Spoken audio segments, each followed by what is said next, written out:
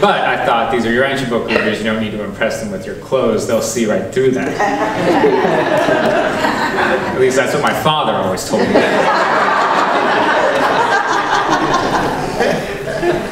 So, about a week ago, I was at a conference of Urantia Book readers, and a man asked me, just kind of straightforwardly, when will the UB youth do something?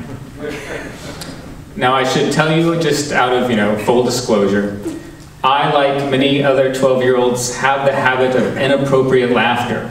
I think as you age, there's some sort of gate that is formed between the funny farm and your mouth that, when it is appropriate, will swing shut and, cut that off, and my gate is rusted.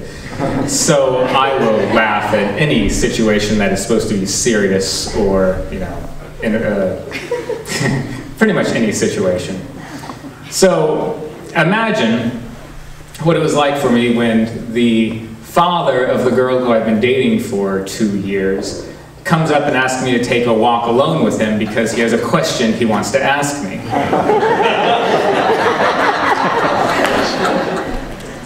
So I get up and we walk out into the cold, dark, and surprisingly deserted streets of Chicago in a silent duel. We're doing this face-off, and he's armed, I assume, with the question that any man dating a father's daughter is afraid to hear.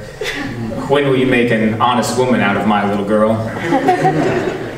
But I'm prepared with the answer every, father of a daughter really fears to hear during the second trimester before she starts to show.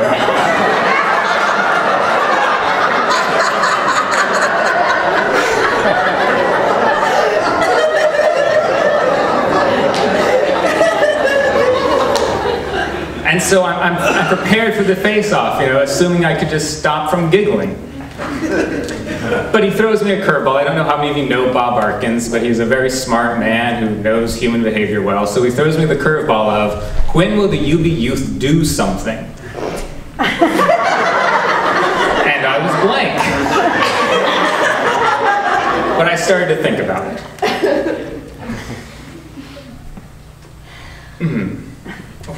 What I was really starting to think about was, what are we really called to do? It seems like the first thing we are really called to do as citizens of this universe is to learn to love one another. We are told that it is not so important to love all men today as it is, or love all men today as it is that each day you learn to love one more human being. If each day or each week you achieve an understanding of one or more of your fellows, and if this is the limit of your ability, then you are certainly socializing and truly spiritualizing your personality. I don't... What page? Well, I don't know. I have been scribbling down these notes, and I haven't done... I love that book. But I can find it for you. I don't know how many of you are familiar with the youth tour that has been going on for about 10 years now. But that has been one of the underlying motives behind the tour, is the idea that you learn to love one new person every day. What this tour does is, literally these young people will hook up throughout the country, throughout the world, travel around for a week, a month, sometimes 4 months, meeting new people, staying in hostels, meeting new Urantia Book readers, and truly they are learning to love one new person a day. This has been the motivation of the tour. It's been the motivation of what we are calling the UB Youth. We are told that love is dynamic.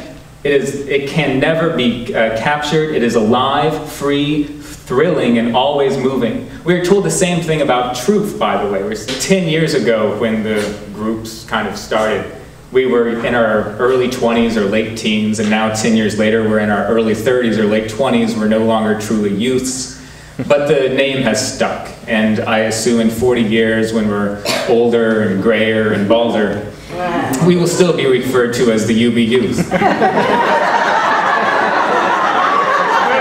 thinking. Fair enough, baby, you're youth. we'll be hassling our own children about when they're going to do something. The older children would teach the younger children. What the Urantia Book says is essentially the people one step ahead are always guiding the people one step behind. And this is how it goes through civilization. So we listen to our elders. When someone says, I wish I knew this when I was your age, we listen to it and we try to incorporate if it's good advice. We've been able to avoid many of the mistakes of our parents.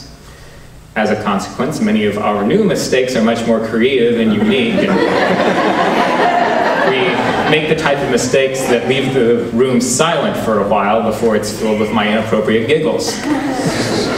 And aha! And for me and Alice and many other second-generation readers, I was trying to avoid my parents every time they said, you have to read the Urantia Book, and then finally one time I did, and I don't want to tell them that I did, but they figured it out eventually. Suddenly read the Urantia Book, but instead the teachings about service will become underlying throughout society, and society will have advanced one stage through these teachings of Jesus, or just teachings of real life, of how to live as a cosmic citizen. When will the UB youth start to serve the Urantia community which is established? When will the generational shifts happen? I have told, I wasn't alive then, but I was told that there was a generational shift that happened in the 70s when a sudden influx of new readers came in. And people are wondering, when are these new readers going to take over, at least start to show up and start hosting the study groups, start leading the workshops, start giving the plenaries, start forming conferences? I don't know. I think that it'll happen slowly at first and then suddenly all at once. I don't think that the Urantia Book teachings are not catching on to the younger readers. I think that instead they will slowly come in, and before you know it, you'll be wondering when, you'll remember 10 years ago when you had your turn to speak and lead a workshop, and where was that time gone? I think it will happen in time because it's a subject that isn't finished yet. The Urantia Book tells us that in order to truly understand any problem, you must know its origins, history, and destiny. And I think it's the origins we can trace for this generation, and the history we are living. It's the destiny that we are talking about that will be revealed to us over the next few decades. We are told that if the Christian church, and I think we could apply this to our own Urantia community, would only dare to espouse the master's program, thousands of apparently indifferent youth would rush forward to enlist in such a spiritual undertaking that they would not hesitate to go all the way through with this great adventure. The master's teachings and the master's program is one of loving service, of serving one another, not necessarily with the Urantia Book, but with love and with God.